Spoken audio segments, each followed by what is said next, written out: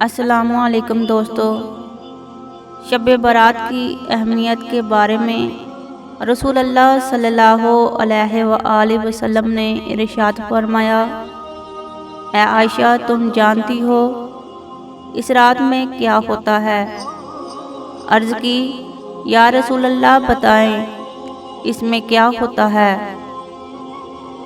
آپ نے فرمایا اس رات میں یہ ہوتا ہے کہ آدم علیہ السلام کی اولاد میں جو شخص اس سال پیدا ہوگا اور جو اس سال میں مرے گا، اس کا مرنا اور پیدا ہونا لکھا جاتا ہے، اور جو فرشتے ان کاموں پر مقرر ہیں ان کو اطلاع دی جاتی ہے، اور جتنا جتنا رزق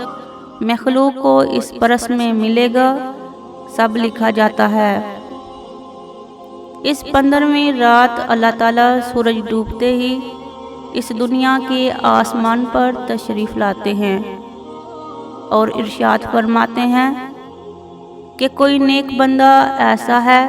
جو مجھ سے بخشش مانگے تو ہم اس کو بخش دیں، کوئی رزق مانگے تو ہم اس کو رزق دیں،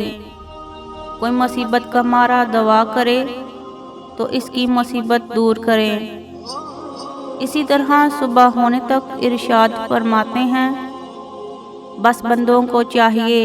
کہ اس رات میں خوب عبادت کریں